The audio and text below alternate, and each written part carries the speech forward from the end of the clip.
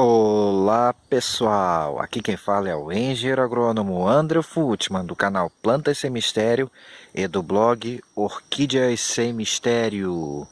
E hoje eu estou aqui para mais um vídeo da série do cultivo da abóbora japonesa e outras também, serve para outras. E o assunto do vídeo hoje da série, vocês estão vendo aqui as abóboras se desenvolvendo, será os tratos culturais da abóbora, gente. Vamos começar então?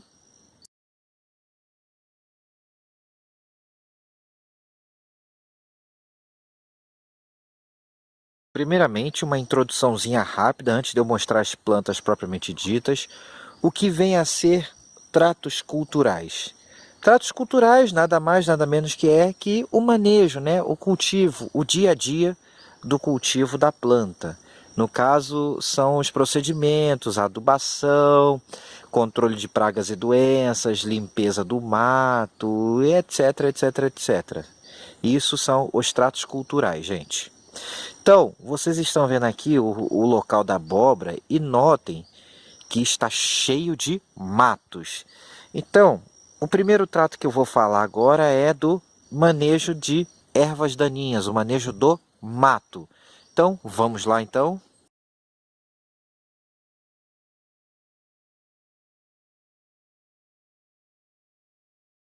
Do mato, gente. No cultivo orgânico caseiro, basicamente o manejo do mato é através da capina.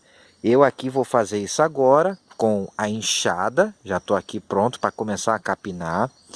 Lembrando, gente, próximo dos pés de abóbora, façam a remoção do mato com a mão de preferência, pois a raiz da abóbora é muito sensível, então evite estar batendo a enxada muito próximo do pé da planta. Vocês passam a enxada ou a roçadeira, o que vocês quiserem, onde não está muito perto da abóbora, e deixem para limpar com a mão aquele mato que está mais perto do pé da planta. Pois se a gente, qualquer coisinha, qualquer deslize, você pode danificar as raízes da abóbora e levar a planta à morte ou a perda de produtividade. Então, não é interessante bater a enxada no pé da abóbora, que a raiz é muito sensível.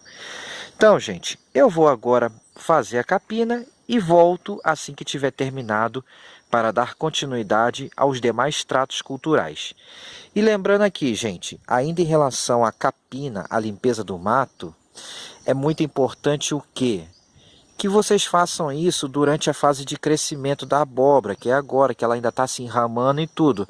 E mantenham o terreno limpo ou com a palhada livre do mato. Por quê? Quando ela tiver fechado o local completamente, já não vai ser mais tão possível fazer a limpeza do mato. Então, limpar o mato enquanto as abóboras ainda estão jovens e ainda não fecharam o terreno, para poder elas crescerem e fechar o terreno antes do mato crescer, ok? E então eu farei isso agora, sem mais conversa, vou começar a capina, gente. E volto assim que terminar para o restante do vídeo. Fui! Prontinho, pessoal, fiz uma limpeza da área da abóbora completa. Está tudo limpinho já, capinado, né? Vocês estão vendo o matinho aqui? Eu não rastelei, não vou tirar para fora, porque isso vai virar palhada, vai apodrecer e ajudar na nutrição das abóboras. Então, nada de tirar o lixo, não nada de rastelar, apenas eu capinei e vou deixando apodrecer aqui. Como falei, limpei as abóboras com a mão, né? Na beirada das abóboras limpei com a mão. E agora vem o próximo passo. Qual é o próximo passo? O próximo passo, pessoal, que eu vou falar agora é a questão das adubações. Então vamos falar de adubações.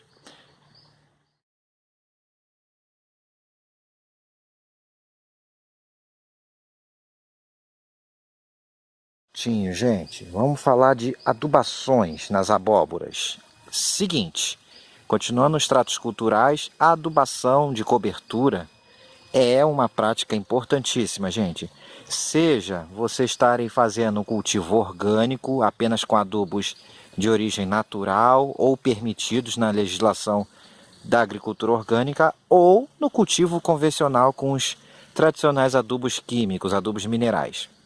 Bom, gente, No plantio da abóbora eu expliquei e falei a adubação de plantio que eu fiz, que é aquela adubação que a gente faz antes do plantio, geralmente 15 dias a um mês antes de fazer o plantio. Após a gente plantar a nossa abóbora, após ela já estar colocada e crescendo, geralmente já no primeiro mês da abóbora, depois de 2, 3 semanas de plantado, 15 a 25 dias após o plantio, a gente começa com adubações de cobertura. Quando a gente faz o cultivo convencional, com adubos químicos, minerais, é bem mais simples, porque basta a gente seguir os manuais, o material que tem na literatura, que é muito fácil de encontrar. Você vai ver as dosagens dos elementos, você pode usar aqueles adubos NPKs, pronto, pode usar adubos simples e fazer a mistura e colocar na hora. É só seguir aquela cartilha, colocar os dias que recomenda ali e pronto, você fez uma boa adubação e suas abóboras vão ter um bom desenvolvimento. Claro que quando a gente tem uma análise de solo, é muito mais preciso esse procedimento da adubação, mas no cultivo caseiro geralmente isso não é feito, então a gente segue aquelas cartilhas básicas, recomendações padrões gerais que funcionam muito bem. Agora, no cultivo orgânico, no cultivo com adubos naturais, é mais complicado um pouquinho.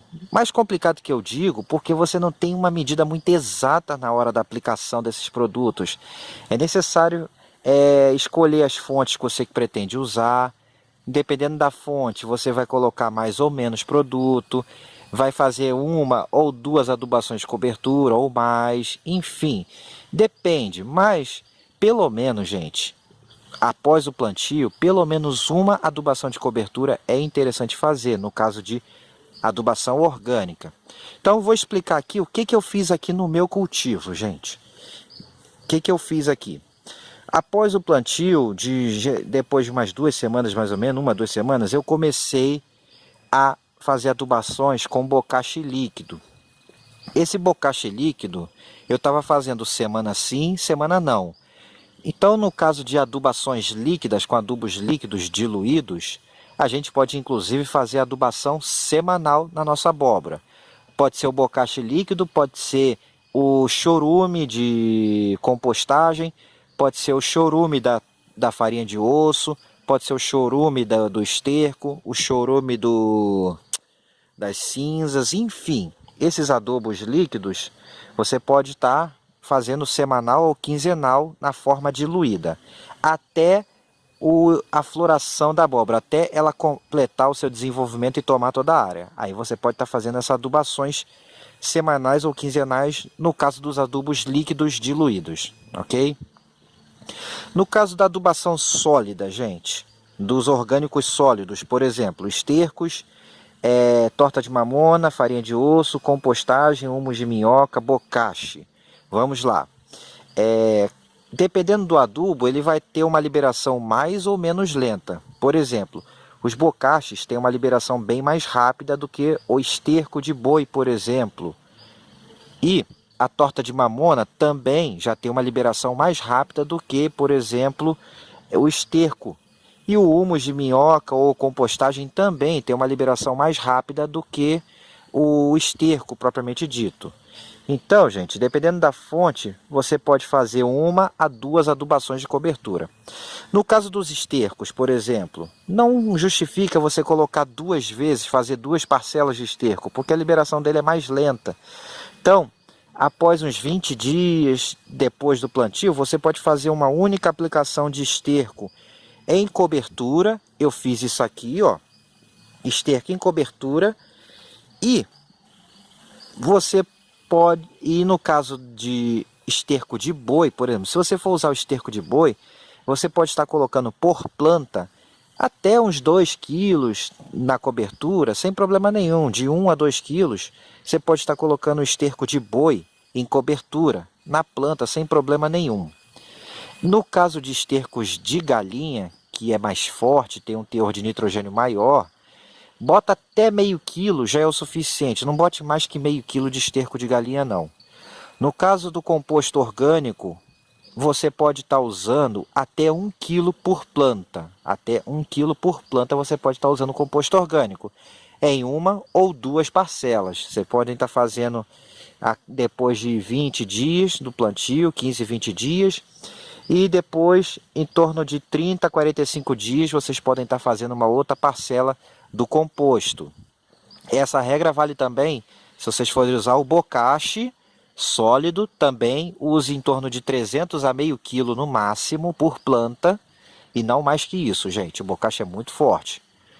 No caso da torta de mamona com farinha de osso, se vocês forem fazer a mistura, usar os dois, use em torno de meio quilo de torta de mamona por planta e no máximo meio quilo também de farinha de osso por planta, gente. Pode usar simples ou misturado. E nesse caso vocês podem estar fazendo duas parcelas também da sua torta de mamona ou da compostagem ou do humus de minhoca. E não se preocupe que durante a minha fala eu vou deixar isso escrito também aí na tela do vídeo para facilitar o entendimento de vocês. Vamos lá. No caso, então aqui o que eu fiz? Eu apliquei o esterco, eu já vim aplicando semanalmente o bocache líquido e eu apliquei também uma segunda parcela aqui de cinza. A cinza, gente, vocês podem estar colocando até o meio quilo por planta também. E podem estar dividindo em duas parcelas ou três parcelas. A cinza tem uma liberação bem rapidinha até do potássio. Ela é riquíssima em potássio. Ajuda bastante no desenvolvimento da planta, na formação dos botões florais e no enchimento dos frutos. Então, é importantíssimo. A cinza ajuda demais na produção dos frutos e frutos mais enxutinhos com melhor qualidade. Então, vocês podem estar colocando em duas parcelas pelo menos, uns meio quilo de cinza no máximo por planta também, gente, ok? Em torno de 20 dias após o plantio e depois com seus 30, 45 dias vocês podem estar colocando a cinza. Aqui eu fugi um pouco disso, mas vocês podem estar seguindo mais ou menos esse padrão, certo? Então, gente, fora feita aqui a adubação de cobertura.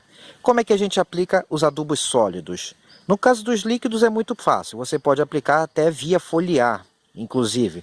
Você pode botar num regador ou no pulverizador e você vai lá e borrifa toda a planta, em volta da planta, ok, você aplicou seu adubo líquido.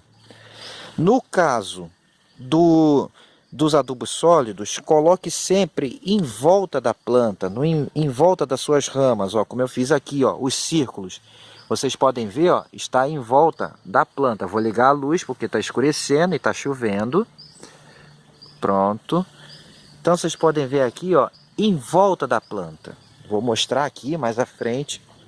Aqui, ó, sempre em volta da planta. Sempre em volta da planta. Pronto, voltei, gente. Acabou a bateria e o dia escureceu também. Choveu, começou a chover muito, então vou continuar o vídeo no dia seguinte. Então, como vocês podem ver, gente, repetindo, concluindo, os adubos sólidos, seja orgânico ou minerais, a gente coloca sempre em volta da planta, em volta das ramas. Eu tinha colocado a cinza e o esterco ontem, mas como choveu muito e ainda está chovendo, a cinza já dissolveu, já molhou e já penetrou o solo. E boa parte mais fina do esterco também já fez isso. Então, foi muito bom. Após uma adubação sólida, gente, é sempre interessante a gente fazer a irrigação. No meu caso, não precisei porque está chovendo. Mas se não estiver chovendo, tempo seco, faça uma irrigação logo em seguida, ok? E agora vamos para o próximo tema do vídeo do manejo dos tratos culturais das nossas abóboras. Vamos lá então falar de pragas e doenças?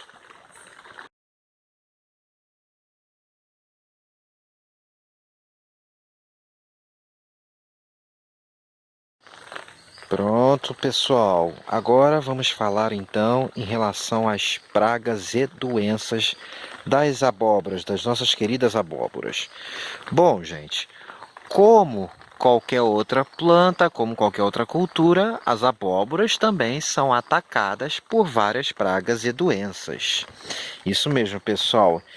E quero dizer, em relação às pragas, que vários insetos atacam, mas alguns que são muito importantes, como algumas lagartas, que eu vou falar mais especificamente daqui a pouco, os pulgões, os trips, as moscas brancas,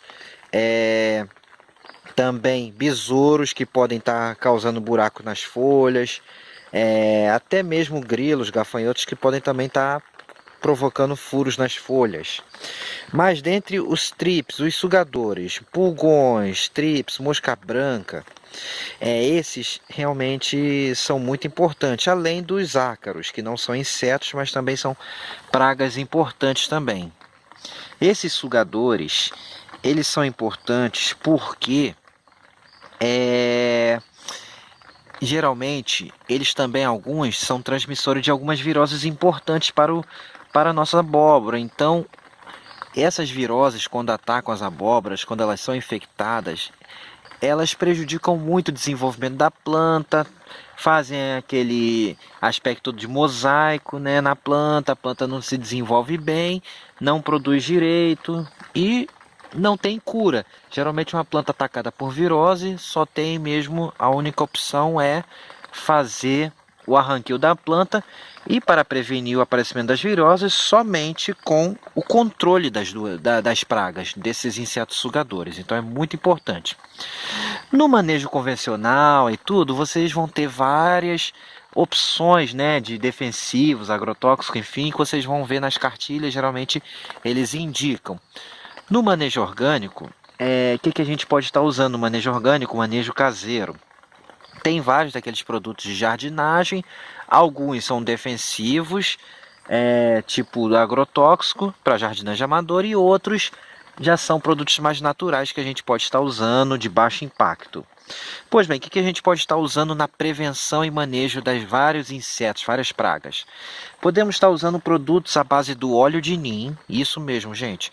Produtos à base de óleo de nim são muito indicados, são muito bons, porque o óleo de nim tem uma ação de repelência e também ele ajuda no controle de vários insetos e até de pequenas infestações de ácaros. Então, produtos à base de óleo de nim é uma opção interessante. E podemos estar fazendo misturas, né? O óleo de nim ele é compatível com outros produtos, como por exemplo o sabão ou detergente neutro ou de coco. Podemos estar usando junto também, melhora a sua eficiência. Podemos estar aproveitando essa aplicação e também já está usando o produto para lagartas, que é o que? O Bacillus thuringiensis, gente. O Bacillus thuringiensis, sem sombra de dúvidas, é um produto muito importante, ainda mais para abóboras, que é atacada por algumas lagartas muito importantes que eu falarei a seguir. Então a gente pode fazer essa mistura e estar aplicando semanalmente ou quinzenalmente para a prevenção. Por exemplo, a mistura do óleo de nim ou do óleo mineral, mais o Bacillus thuringiensis, que é o Dimipel, o nome do produto, mais o detergente neutro ou o sabão neutro. Podemos estar fazendo a aplicação desses produtos. Em relação às dosagens, geralmente o óleo de nim ou mineral varia entre 2 ml a 5 ml por litro. O Dimipel é um sachêzinho do produto por litro, ele vem em sachêzinhos. E o detergente neutro a gente pode estar usando 10 ml por litro. Então a gente faz essa mistura e aplicamos sempre no final do dia nas nossas plantas para prevenção ou controle. Também podemos estar usando, gente, eu usei aqui e recomendo para quem tiver condição. Ele é um produto um pouco carinho, mas ele é muito bom e ele também ajuda muito na questão do ácaro. Os ácaros, como vocês sabem, são um grande problema para uma série de plantas. E nas abóboras, principalmente no início, elas podem ser importantes. Embora elas sejam bem resistentes, sejam plantas rústicas, mas os ácaros podem atacar e podem causar algum problema. Vamos lá. Em relação aos ácaros, esse produto que eu falei se chama Orobor. Ele é um produto à base de óleo de laranja e contém também nitrogênio, e boro também para as nossas abóboras. Esse nitrogênio e boro então ajuda na nutrição também. E ele é um produto que ajuda muito no combate do ácaro. Ele é à base de óleo de laranja e Também ele pode ser usado como espalhante adesivo com outros produtos, inclusive agrotóxicos, certo, gente? Inclusive defensivos tradicionais.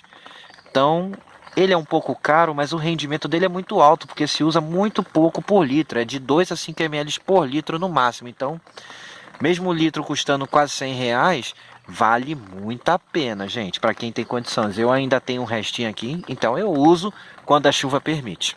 Então, é mais uma opção. E existem várias receitas que vocês conhecem muito bem, de produtos caseiros que podem ser usados para a prevenção das nossas temidas pragas e doenças. E por falar em prevenção e manejo e repelência, no início aqui do cultivo, as abóboras estavam... Eu achei até que não ia dar certo. Primeiro que o tempo não estava ajudando, é chuva demais e tudo. Muita cigarrinha que estava atrapalhando, alguns bichos. Mas elas recuperaram, como vocês podem ver, estão se desenvolvendo bem agora. E eu acabei utilizando... O que eu fiz? Porque eu pensei até que ia perder, que eu não ia poder dar continuidade ao vídeo, porque realmente as condições estavam complicadas. Mas, graças a Deus, está dando certo até o momento. Vamos lá. O que eu acabei fazendo no início, além do uso das cinzas também, que ajudou muito, foi o que? Eu peguei cravo de defunto, né? Eu tenho aqui cravo de defunto plantado, agora eu não fico mais sem ele. Cortei ramas com flores e coloquei em volta dos pés de abóbora aqui. Isso mesmo, peguei as ramas com flores e coloquei em volta dos pés de abóbora. Eles ajudam demais como repelentes, então eles ajudam muito a espantar pragas e doenças. Ter o cravo de defunto plantado em volta, próximo da área das abóboras, ali, aquele amarelinho ali é cravo de defunto, ajuda demais na repelência, gente, ajuda demais. Além de outros benefícios, como eu já expliquei no vídeo de cravo de defunto, que vai estar linkado aqui também. Ele ajuda no controle do nematóide, repelente, podemos fazer o chá para pulverizar as plantas também, o chá dos ramos e flores, enfim, tem uma série de benefícios, gente. Então tenha o cravo de defunto sempre à mão, sempre por perto, ok? E agora, gente, eu vou falar mais especificamente da lagarta diafânia, das lagartas diafâneas. Vamos lá, então? Bom, gente, lagarta diafânia. São basicamente, tem várias espécies, mas são duas espécies as mais importantes, como a nitidalis e a outra que eu acabei de esquecer o nome, vai estar aí, mas vai estar aí no vídeo junto com a foto dos bichos, da lagarta e dos adultos. Essas lagartas, gente, são chamadas de broca dos frutos, broca do botão floral, broca da abóbora, broca dos ramos, das folhas. E essas lagartas, elas podem brocar as folhas, os ramos novos, causando a sua seca, e também botões florais e frutos jovens. Então essa lagarta é extremamente importante, gente. E temos que fazer o seu controle desde já, mas principalmente na fase dos botões florais. Então é muito importante o controle da diafânia, porque elas adoram botões florais e frutos jovens. Então a gente tem que tomar muito cuidado com ela para não perder a produção das abóboras e também os ramos. Então, como é que a gente pode estar fazendo o controle dessas lagartas? Junto com a aplicação do óleo de nim e do detergente, o uso contínuo do Bacillus thuringiensis, gente. Então é a nossa melhor ferramenta, nossa melhor arma para o manejo dessas lagartas. Além disso, também podemos estar usando, por exemplo, a cauda de fumo de rolo também pode ser usada no controle dessas lagartas e outras pragas também. Mas o Bacillus thuringiensis é bastante eficiente para o manejo da diafânia, gente. Então, temos que estar aplicando semanal, quinzenalmente, o bacilo junto com as outras para evitar problemas com a lagarta diafânia, gente, ok?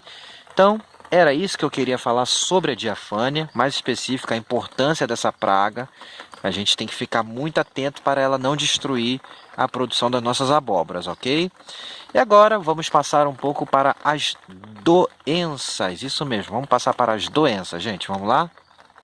Bom, gente, vamos às nossas doenças, as doenças das abóboras.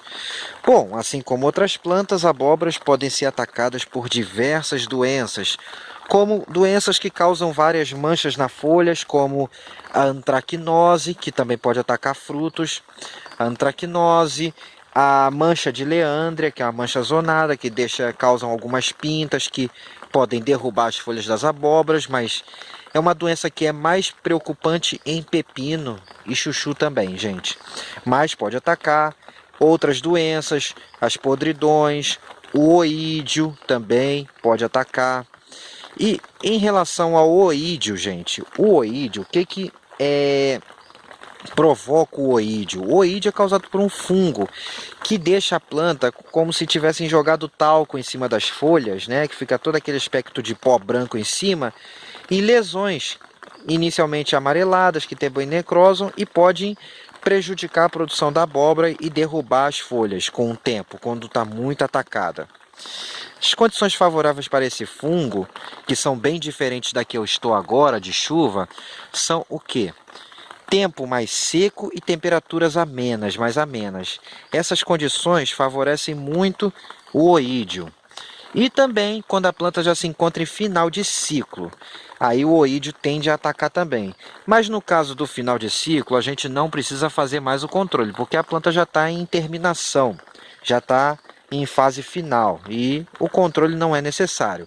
Mas na planta jovem é importante a gente manter o manejo dessa doença, principalmente quando as condições estão favoráveis. No meu caso aqui, as condições não estão favoráveis para essa doença em especial, então eu não estou me preocupando com oídio, pois ele não vai atacar com essas condições que eu estou aqui. Mas a condição de calor e muita umidade, tempo muito chuvoso, pode favorecer as manchas foliares, as podridões, a antracnose. Então, o que a gente pode estar fazendo para o manejo dessas doenças quando as condições de muita umidade e chuva estão acontecendo, gente? O uso da cauda bordaleza. O uso da cauda bordaleza é uma ótima opção. Sim, gente, a cauda bordaleza é uma ótima opção, só que tem uma ressalva.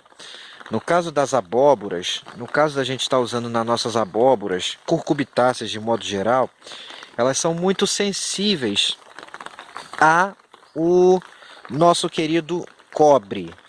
Então, a gente tem que usar concentrações baixas do elemento. Então, a cauda bordaleza tem que ser uma cauda bordaleza fraca, com a concentração fraca. Ou seja, as concentrações do ingrediente ativo vão de 0,1% a 0,3% em média, que a gente usa nas abóboras. Isso significa o que, André? O que significa esse número? Significa o quê? 0,1 a 0,3% significa você colocar de 1 a 3 gramas de sulfato de cobre por litro de solução pronta, né? Por cada litro. Na hora de preparar, então, você faz de 1 a 3 gramas por litro. Eu aqui estou usando 2 gramas por litro do sulfato de cobre. Uma solução fraca e não está afetando e está ajudando a prevenir as pragas e doenças. Principalmente as doenças, ok? Então, gente, podemos usar a cauda bordaleza fraca. Também podemos usar a cauda viçosa com as mesmas recomendações da cauda bordaleza, mas só um alerta, gente. Nunca aplique a cauda viçosa com temperatura baixa. A cauda viçosa é para ser aplicado com as temperaturas altas, próximo dos 30 graus, acima de 25 graus de preferência, entre 25 e 30 graus, e sem chuva. A umidade tem que estar relativamente alta, mas não deve estar chovendo, pois senão ela pode intoxicar a planta. Mas aplicando com as condições adequadas e nessa concentração baixa, a viçosa também vai ajudar muito as nossas abóboras, assim como a bordaleza, ok, gente? E além disso, aí o enxofre, André, o enxofre e a cauda sulfocálcica, podemos usar? Infelizmente não, gente. Infelizmente esse é um produto que não podemos estar usando em abóbora. Por quê? Elas são muito mais sensíveis a enxofre, então não é recomendado o uso de sulfocálcica e enxofre nas abóboras, pois pode prejudicar muito a planta da abóbora. Então não recomendo, não é recomendado e não recomendo o uso do enxofre e da sulfocálcica. pois se pudesse, ele seria muito bom para o manejo do ácaro e do oídio. Mas, André, se não dá para usar o enxofre para o ácaro e o oídio, nem a sulfocálcica, o que podemos usar?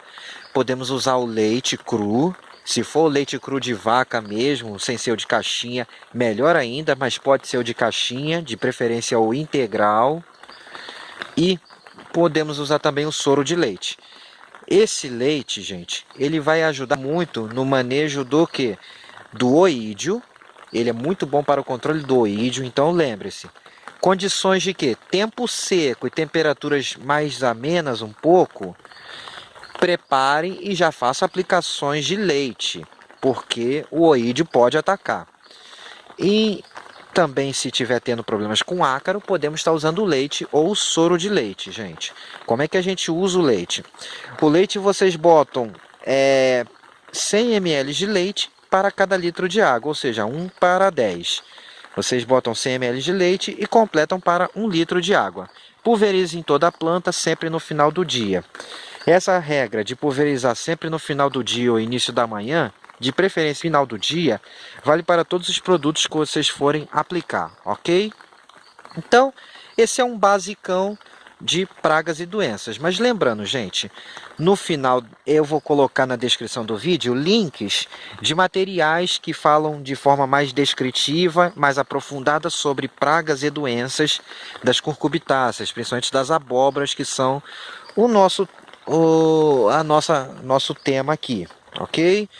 Então, na descrição vocês vão ter links para leitura de materiais que vão ajudar vocês no estudo e a entender melhor o desenvolvimento, o ciclo de vida das pragas e das doenças para ter um melhor controle, seja do modo convencional ou seja do modo mais sustentável. Ok, gente?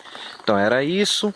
Agora vamos falar um pouquinho sobre a morfologia, sobre o jeitão da nossa abóbora, como é que é essa plantinha, ok? Vou explicar como é que é o comportamento da abóbora, como é que é o jeitão, falar um pouquinho da sua morfologia e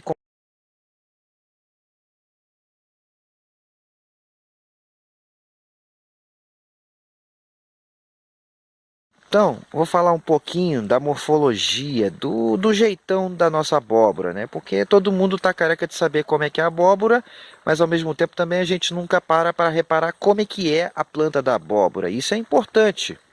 Então, vamos lá. As cucurbitáceas, de modo geral, as abóboras, o pepino, chuchu, maxixe, melancia, melão, como vocês podem ver, boa parte dessas plantas, elas são plantas que emitem ramas, que podem ter um hábito rasteiro ou um hábito trepadeiro. Algumas variedades de abóbora, por exemplo, elas, diferente da maioria, elas têm, no caso da abobrinha italiana, a cacerta, ela não é uma trepadeira, não é rasteira. Ela é uma que a gente chama de abobrinha de tronco. Ela emite uma única haste que cresce curta e ela vai botando folhas bem grandes e dali vai saindo suas flores e os frutos. Mas ela não emite ramas, como a grande maioria. Mas a grande maioria emite ramas, como vocês podem ver aqui. Então, vocês podem ver aqui, esse é o pé de uma abóbora menina. Esse é o pé de uma abóbora menina, com suas ramas. E o que a gente tem de interessante? Ela vai emitindo várias ramas dali da base. E ao longo do crescimento ela vai emitindo ramificações. E essas ramas, gente, elas emitem as gavinhas. Vou te mostrar aqui, ó, vou mostrar para vocês. Tá chovendo, então eu tô com o guarda-chuva numa mão e a câmera na outra. Mas vamos lá, ó. Tá vendo isso aqui? São gavinhas. Essas gavinhas, assim como no maracujá, na uva, elas emitem para se fixar em estruturas, para manter as plantas fixas. Então, ao longo do crescimento da rama, ela vai emitindo gavinhas, que são como molinhas, que elas prendem uma estrutura, ó, como vocês podem ver aqui, elas prendem na estrutura para fixação. E além disso, as abóboras também, ao longo do crescimento dos ramos, elas vão emitindo raízes que fixam na terra, ajudando na fixação da planta e, claro, na nutrição da planta também, gente. Então, essas raízes desses ramos que vão se esparramando, vão crescendo emitindo gavinhas para fixação e raízes também. Então, por isso que é importante a gente ter um bom terreno limpo de mato e tudo para uma boa fixação da nossa abóbora. Um terreno fértil e tudo para elas. Por isso que elas se dão tão bem no terreno de lixo, porque tem muita estrutura para elas se agarrarem.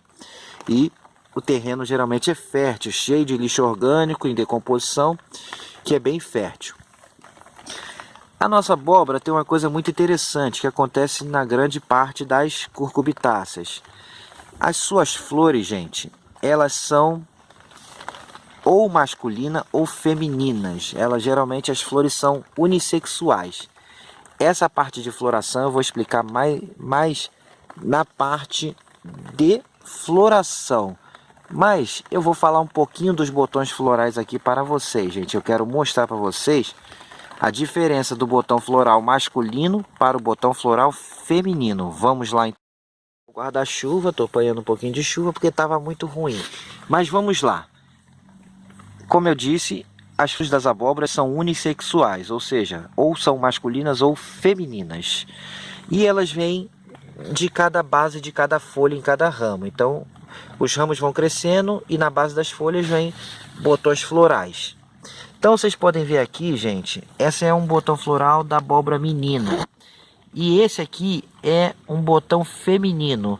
Mas, André, como é que eu sei que é um botão feminino? Porque, gente, ó, tem aqui, ó, atrás a abobrinha já, ó, vocês estão vendo aqui o formato da abobrinha? Exatamente, então toda flor feminina você vê a abóborazinha atrás dela. E na verdade aqui não é uma abóbora ainda, gente, aqui é apenas o ovário da flor. É apenas o ovário da flor que começou a se desenvolver. Ele só vai virar o fruto a partir do momento que ela for fecundada e ele começar a se desenvolver. Se a flor não for fecundada por uma flor masculina, então ela vai morrer. Essa abóborazinha, esse ovário, ele vai murchar, amarelar e cair, certo, gente? Então, por isso que muitas vezes cai, porque não houve a polinização. Isso é importante a gente frisar, gente. Então, é preciso ocorrer polinização para ter a formação do fruto, ok? Já a flor masculina, vou procurar uma aqui para vocês, ó. Aqui é um botão masculino, ó. Esse é um botão masculino. O botão masculino, ele não tem abóborazinha por trás. O ovário é retinho, ó, estreito. Então ela não tem o ovário desenvolvido. Ele é apenas um botão, gente. Então vocês podem ver aqui, esse é o botão masculino da nossa abóbora. Vou mostrar para vocês uma flor feminina da outra abóbora, da japonesa. Já volto. E, gente, ó. Estão vendo aqui? Ainda está bem pequenininho. Mas estão vendo aqui essa bolinha atrás do pequeno botão floral aqui, ó. Essa bolinha é o ovário da flor feminina da abóbora japonesa, ó. Ele é redondinho. O outro tem um pescocinho. Esse aqui é redondinho. Então, essa é um projeto de flor feminina que ainda vai demorar bastante para crescer. Mas vocês podem ver aqui, ó. Essa é uma flor feminina da abóbora japonesa. E tem, como eu falei, a abóborazinha atrás, né? O ovário que ainda vai desenvolver. Se ela for fecundada, ela vai se transformar numa abóbora, num fruto. Se não, vai amarelar e cair. Agora aqui, gente, ó. Vocês podem ver o seguinte. Aqui é o botão masculino, ó. Aqui é o botão masculino da japonesa, que não tem o ováriozinho. Então, segue o mesmo padrão, gente. E é isso aqui, ó. Essa é um pouquinho da morfologia, do jeitão das nossas abóboras, gente. Então, vou dar uma última passeada pelas nossas abóboras aqui, só para vocês verem. Esse é o jeitão, ó. A abóbora japonesa crescendo, a abóbora menina, todas elas estão com botões florais. Essa é uma outra japonesa mais atrasada, mas está mais atrasada porque eu tive que replantar, porque aquela outra não pegou, morreu, mas essa aqui tá bonita. Aqui a outra abóbora menina também, tá ficando bonita agora, depois dos problemas iniciais, estão ficando bonitas. E aqui a outra japonesa tá bem bonita, crescendo bem. Agora é torcer que a chuva não estrague as abóboras, gente. E era isso que eu tinha para falar para vocês, gente. Mostrei um pouquinho da morfologia das plantas, o jeitão delas, as suas folhas bonitas, ó, que podem ter variação. Algumas podem ter pintas, outras não, mas é da abóbora. E é isso, gente. Se gostaram do vídeo, deem um joinha e se inscrevam no canal. E até a próxima, gente. O próximo vídeo vai ser, se Deus quiser, a fase de floração da abóbora. Vai ser o momento de floração e polinização, ok? Forte abraço a todos e até a próxima em Plantas Sem Mistério, gente. Agora eu fui!